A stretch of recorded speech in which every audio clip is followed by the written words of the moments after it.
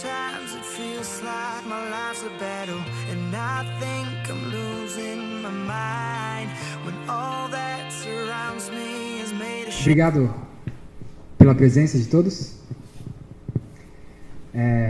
O Flávio introduziu um pouco da história do dinheiro e agora vamos conversar sobre Bitcoin. Acredito que vocês todos estão interessados nisso. Só para entender, quem aqui já usa Bitcoin? Bastante. E quem considera assim que entende como ele funciona? Na segunda fila, ele tem o maior PIB em Bitcoin, talvez do Brasil do mundo.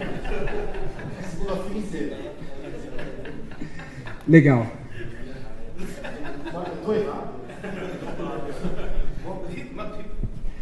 Bom, me apresentando rapidamente, meu nome é João Marcos Barguil, eu sou mestre e engenheiro de computação pela Universidade de São Paulo. A minha especialidade é criptografia, especificamente criptografia pós-quântica baseada em reticulados, mas não se preocupem, não precisa saber nem o que é isso para entender o que é Bitcoin. Na verdade, o nosso objetivo é fazer com que todos entendam. Afinal, ninguém pode acreditar, ninguém pode usar, ninguém pode confiar em uma coisa que você não entende, certo? Então é importante que todos entendam. E vocês vão ver, o Bitcoin ele é muito parecido com muitas coisas que vocês já usam. Por exemplo, uma coisa que vocês usam: o dólar, o euro, o real. Todas essas formas de dinheiro, essas moedas, elas têm um fator em comum. Todas elas são emitidas por um banco central. Todas elas têm uma autoridade central que controla esse dinheiro. Bom, alguns anos atrás, um louco ou um gênio, depende de quem está contando a história, ele pensou o seguinte: os bancos centrais são controlados por pessoas. As pessoas, elas erram, as pessoas mentem, as pessoas podem ter segundas intenções. Será que a gente não consegue criar um dinheiro que não dependa das pessoas? Um dinheiro que dependa, por exemplo, de computadores, que não têm emoções? E a resposta para essa pergunta dele é o Bitcoin. A principal característica que diferencia o Bitcoin é o fato de que não existe uma autoridade central. O Bitcoin ele é formado por uma enorme rede de computadores que trabalha colaborativamente. É uma rede que se ajuda, que trabalha junto para que a própria moeda possa funcionar. Isso é implementado através do que a gente chama de uma rede peer-to-peer. E vocês provavelmente já usaram redes peer-to-peer. Quer ver? Quem aqui já usou o Skype? Quase todo mundo. O Skype, pelo menos no começo, ele era uma rede peer-to-peer. Eu não vou pedir para vocês levantarem a mão, mas talvez um amigo de vocês, que vocês nem lembram direito o nome deles, já baixou torrents piratas, né? Vocês não fazem isso, claro. Mas esse seu amigo de vocês aí, ele baixou através de uma rede peer-to-peer. São coisas que já estão por aí. Bom, e sabem, isso traz algumas perguntas. Por exemplo, se não tem um banco central, a hora que eu chego lá na sua loja para comprar um pastel de flango com a nota de R$2 original do Brasil, baratinho, vocês não vão aceitar o meu dinheiro, porque o meu dinheiro não veio do Banco Central. Esse meu dinheiro é o que a gente chama de uma nota falsa. Mas e no caso do Bitcoin, que eu não tenho uma autoridade central? Como que eu decido o que é falso e o que não é? Mais ainda, eu estou no computador, certo? Por que eu não posso dar Ctrl+C, Ctrl+V, Ctrl+V, Ctrl+V, Ctrl+V nas minhas moedas e ficar milionário? Existe um mecanismo que impede essas trapaças. Esse mecanismo se chama blockchain. O blockchain é a grande novidade do Bitcoin, que permite que, mesmo nesse ambiente aparentemente caótico, exista uma ordem. E o blockchain, ele funciona. Ele funciona porque ele tem a segurança baseada numa das maiores forças do universo, na mais elevada das ciências, na matemática, especificamente na criptografia. Bom, levanta a mão aí. Quem é que usa a criptografia? Bastante até. Bom, por isso que não levantaram a mão, vocês não usam criptografia, mas vocês usam a internet, certo? Vocês entram lá no site do banco de vocês, vocês digitam a senha, vocês mandam dinheiro para lá e para cá, mas vocês não sabem. Mas a internet ela é completamente aberta. Qualquer um pode ver tudo que você faz na internet. mas o seu navegador, ele mostra um cadeadinho verde ali, que significa que a sua conexão com o banco é segura. E não é só o seu banco que faz isso. O seu e-mail, as suas redes sociais, os seus aplicativos, todos eles são capazes de te oferecer uma conexão segura. Como? Usando uma das maiores forças do universo, a mais elevada das ciências, a matemática, através da criptografia. Então, vou dar mais uma chance para vocês. Quem aqui usa criptografia? Todo mundo usa criptografia. Percebam que eu estou falando de Bitcoin, essa novidade, mas até agora eu não falei de nada que vocês não usaram. Não tem nada novo por enquanto.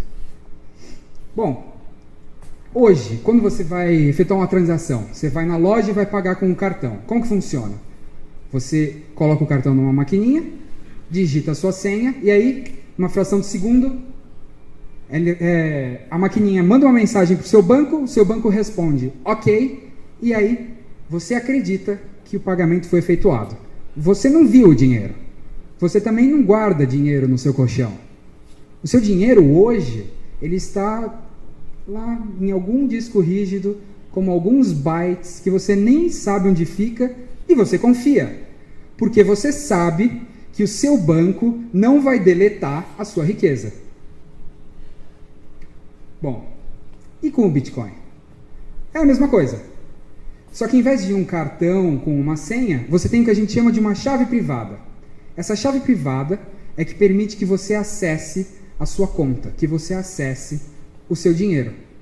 E da mesma forma como é hoje, o seu dinheiro também fica guardado como alguns bytes em algum disco rígido, só que você não precisa acreditar que o banco não vai deletar a sua riqueza. Porque nesse caso, o que protege a sua riqueza é a mais elevada das ciências, é a matemática. Como? Através do blockchain.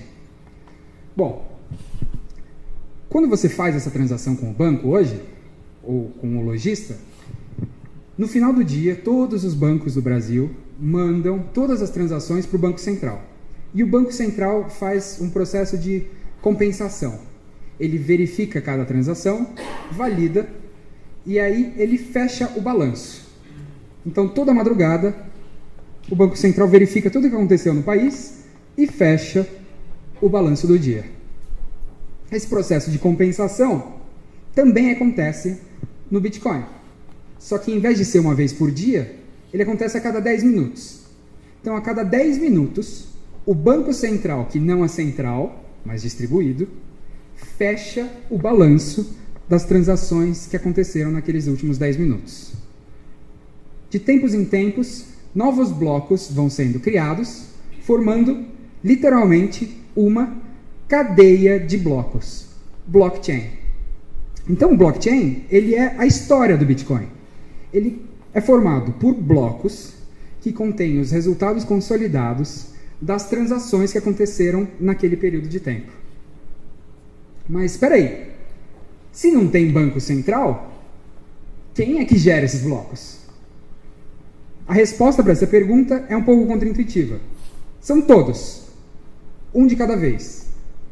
Então, para exemplificar, imagina que nessa sala aqui, nós somos computadores. Tem umas 100, 120 pessoas. Então, 100, 120 computadores formando a rede do Bitcoin. E a gente vai se revezar. Então, primeiro, minha vez. Eu sou o Banco Central da vez. Eu vou pegar as transações, vou validar cada uma delas, vou colocar o resultado em um bloco e adicionar ao blockchain. Daqui a 10 minutos, ele ali de camisa xadrez, ele é o Banco Central da vez. Ele vai pegar as transações, vai validar, colocar o resultado em um bloco, colocar no blockchain. Mais 10 minutos, ele ali no fundo. E assim sucessivamente. Isso traz duas vantagens. A primeira é que ninguém é sobrecarregado. Mas a vantagem mais importante é que fica mais difícil trapacear. Se eu tentar mudar as regras, fazer alguma coisa que eu não devia, vocês não vão deixar. A maioria vence. Para eu conseguir trapacear, eu vou ter que subornar pelo menos metade desse pessoal que está sentado aqui. Parece meio esquisito, mas vocês já confiam em uma coisa que funciona exatamente assim. Por exemplo, a Wikipédia. Você entra lá na página da Wikipédia, lê sobre mitocôndrias, e você acredita que aquelas informações sobre mitocôndrias estão corretas. Por quê? Porque a maioria dos usuários da Wikipédia é bem intencionada. A maioria controla os poucos que entram lá para fazer vandalismo. E hoje, em questão de minutos, se você deletar alguma coisa, colocar uma informação errada, aquela informação é corrigida muito rapidamente. No caso da Wikipédia, existem moderadores que podem bloquear algumas páginas que sofrem muito vandalismo. Por exemplo, a página dos times de futebol, elas acabam sendo travadas porque tem muita paixão envolvida. E no caso do Bitcoin? Se qualquer um pode gerar blocos, por que não vira um caos? Como é feito esse controle de quem vai ser o Banco Central da vez? Através da mais elevada das ciências. Nós vamos aqui todos, juntos, apostar uma corrida para ver quem resolve primeiro um problema matemático. A solução para esse problema matemático é o que a gente chama de prova de trabalho. Então, quem encontrar essa solução primeiro, ele apresenta essa prova de trabalho e aí a gente vai ver, puxa, realmente, essa é a solução que nós buscávamos. Parabéns, você é o Banco Central da vez. Você valida as transações, guarda o resultado em um bloco e adiciona esse bloco ao blockchain. Bom, mas resolver problema dá trabalho. Para que eu faria isso? Porque cada bloquinho tem novas moedas. Então, vira uma verdadeira corrida do ouro, porque quem chegar primeiro na solução vai ficar com as moedas novas do bloquinho.